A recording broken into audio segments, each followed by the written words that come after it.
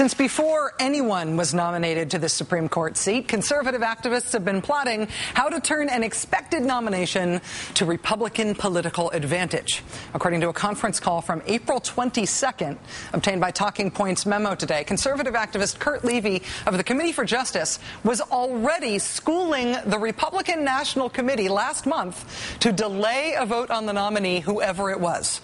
He said, quote, "The closer we could get it to the election, frankly, the better. It would be great if we could push it past the August recess because that forces the red and purple state Democrats to have to go home and face their constituents."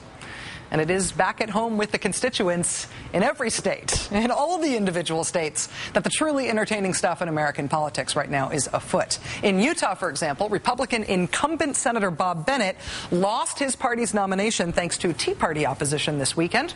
In Hawaii, the Democratic Congressional Campaign Committee, citing infighting, stopped investing in a special election there to replace Democratic Congressman Neil Abercrombie.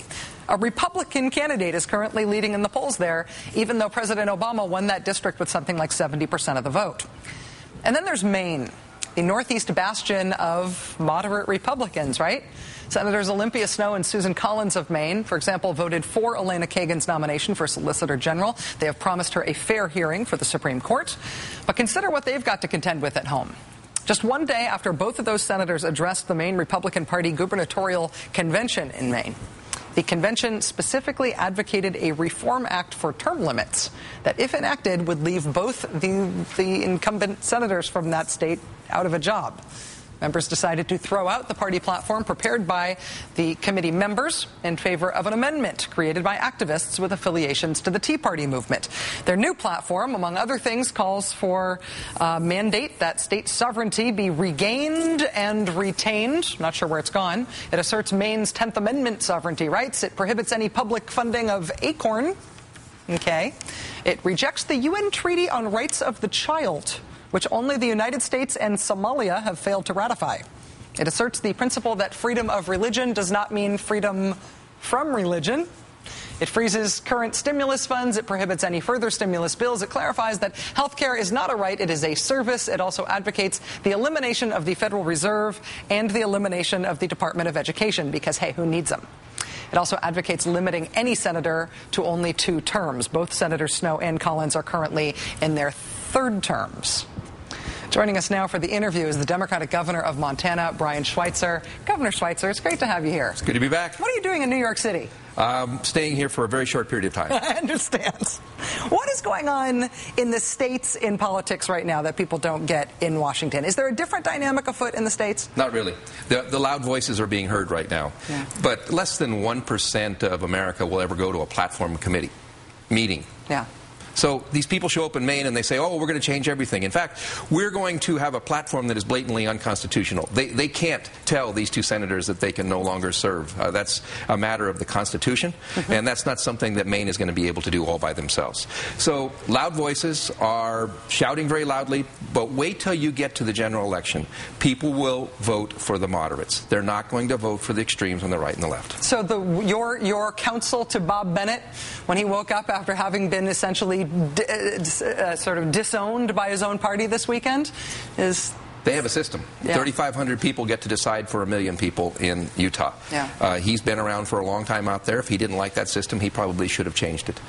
He probably can still get in the primary, but he has to run as an independent or write-in or something crazy. I don't know what that situation is, but that's Utah's problem. They are a single-party state. And you think, though, that the overall conventional wisdom that the extremes are pushing all the moderates out of the parties, that there's no room to be a moderate in either party anymore, especially in the Republican Party, you think that's just not true? Big talk in New York and Washington, D.C. Yeah. But in the countryside, there's still the same people who are going to show up and vote in the same elections as they've been voting in. These loud voices that have been showing up with tea bags and saying they want to overthrow this, that, and something else. A lot of Republicans are embarrassed by them, and a lot of Democrats aren't listening to them, and a lot of independents are going about their business, showing up for work, educating their kids, and doing a little fishing.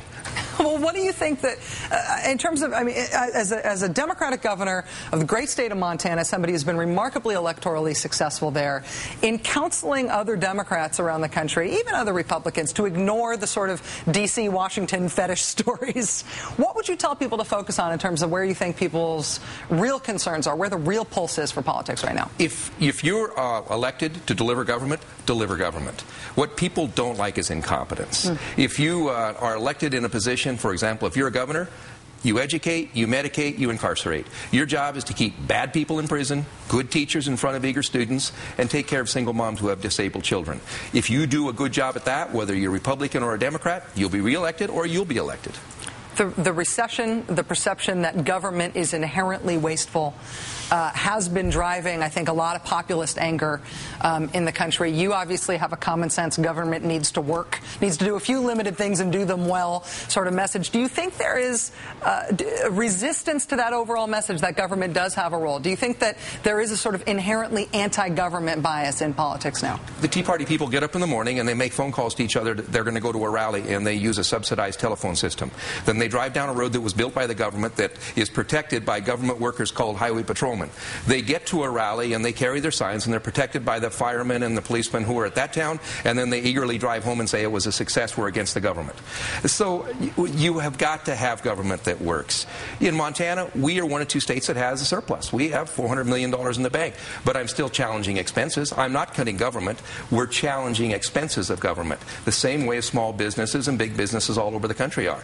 It's not a sin to be frugal. It's not a sin to challenge expenses, but it is a sin to cut back on education for our most valuable resource. And when we're expected to keep people in prison, we should keep them in prison. Don't turn them loose because, well, you've got a bad budget.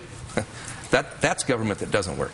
Does public service and politics, do they have a bad name right now? Would you encourage people to go into public service, to go into politics, or do you feel like it's a business that's sort of inherently slimy at this point? You ought to have a thick skin. Yeah. Because even if you're not corrupt, there will be people who say you are corrupt.